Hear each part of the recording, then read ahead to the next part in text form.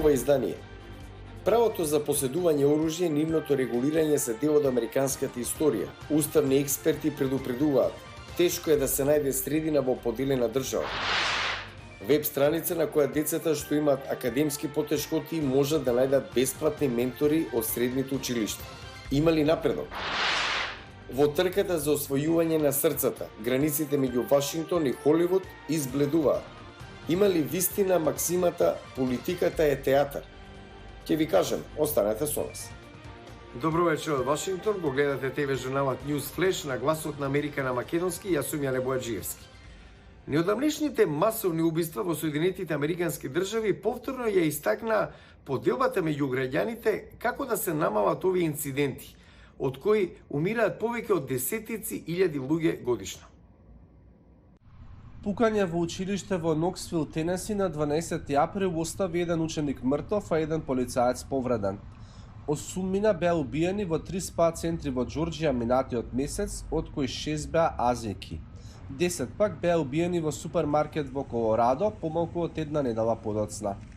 Во Калифорнија на 31 март 4 мртви, меѓу кои и 9-годишно дете. Државните лидери останаа без зборови. Мразам што морам да изразам сочувство, бидејќи тоа го правиме многу често. Нашите срца се со преживеаните. Големата слика е уште пооша. Минатата година речиси 20.000 американци починале при убиство со оружје. Други 24.000 се самоубиле со оружје според архивот за насилство со оружје. Американците остануваат поделени околу правото на поседување оружје. Многу луѓе сметаат дека има премногу оружје во Америка и оти клучот за намалување на убиствата е ограничување на пристапот до одредени видови оружје. Другата половина во државата е убедена дека начинот да се намали насилството со оружје е да има повеќе оружје. Најмалку 40% од американците чуваат оружје дома, според истражување на центарот Пју од 2017 година. Тоа право, велат активистите, е загарантирано со уставот. Да се најде заедничко решение е тешко, вери Винклер, која истакна поларизацијата во книга, нагласувајќи дека сепак одредени сојузни држави ги изголемиле рестрикциите. Насилството со оружје е јавен здравствен проблем, вели авторот и аналитичар Дейвид Хеменвеј. Пристапот кон јавното здравје е од голема помош изминативе 150 години да се направи светот побезбеден. Тој вели дека животниот век бил двојно зголемен за тој период благодарение на подобрената хигиена, контрола на заразните болести и други мерки. Не забранивме цигари, но направивме подобрување околу нивната употреба. Не забранивме автомобили, но ја зголемивме безбедноста. Хеменвеј вели дека зголемувањето на автомобилската безбедност би можело да биде пример. Во период од 60 години, бројот на смртни случаи при возење на далечина паднал за 85% благодарение на појасот, воздушните перничиња и други мерки.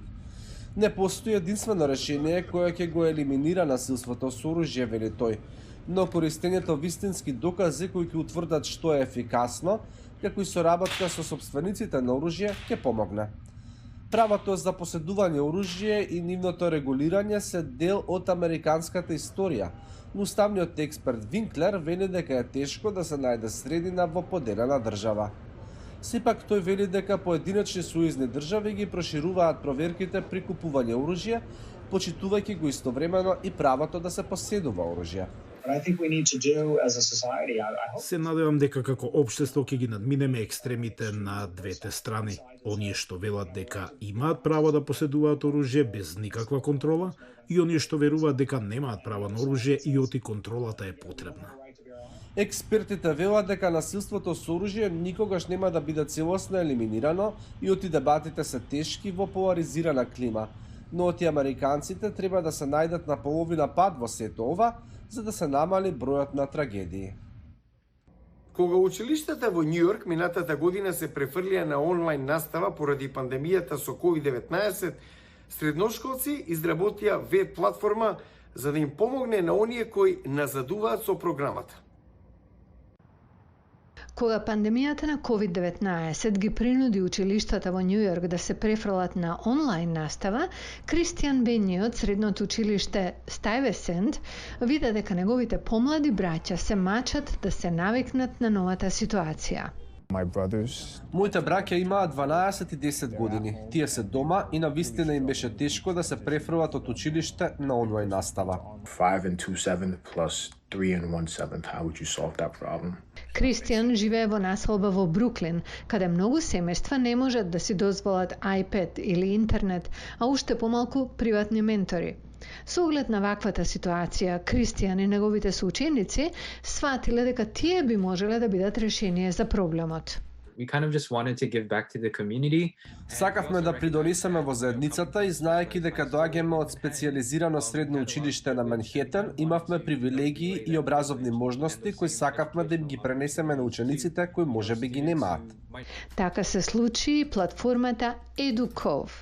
Учениците направија веб страница на која децата кои имаат академски потешкоти можат да најдат бесплатни ментори од средните училишта во градот.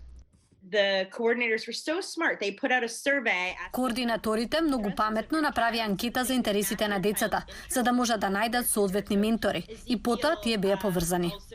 Не беа само децата кои сакаа да помогнат, и родителите научија лекција како да решаваат проблеми во нивната заедница.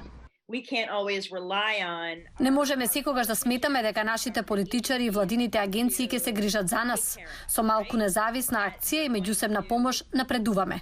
Мислам дека оваа менторска програма ќе продолжи. И навистина, следејќи го примерот на EduCove, повеќе слични платформи се појавија за време на пандемијата. Имавме феноменален одзив. Децата напредуваат и тоа ме прави горд.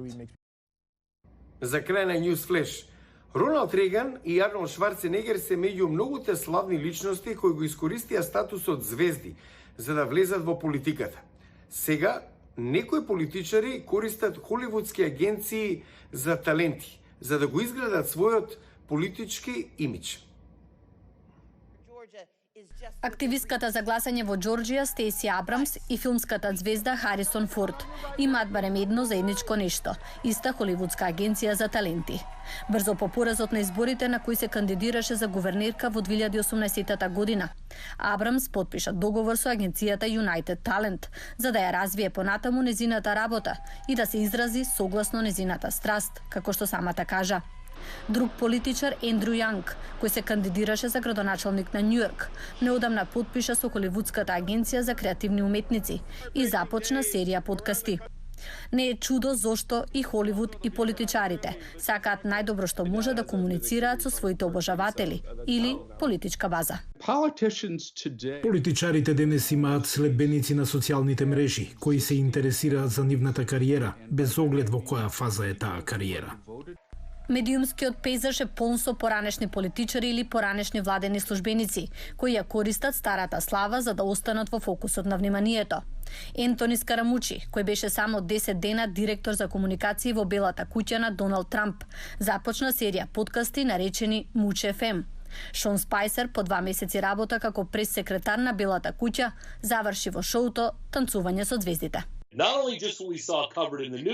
Не само во сериозните вести, туку и вечерните хумористични емисии беа полни со Доналд Трамп. Големите агенции тоа го видоа како нова можност за наоѓање таленти. Кога холивудските агенции потпишуваат договори со политичарите, тие мислат на следбениците на тие луѓе, без оглед колку дискутабилна да е нивната политичка кариера.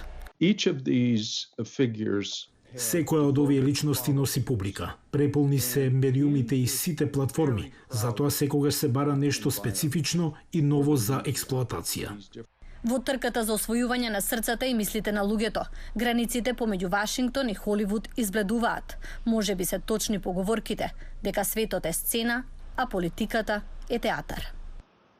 Го гледате News Flash на Гласот на Америка на македонски, јас сум Јане Бојаджиевски. За повеќе информации појдете на glasnaamerika.com. Следете не преку социјалните медиуми. Пријатна вечер. Се гледаме утре.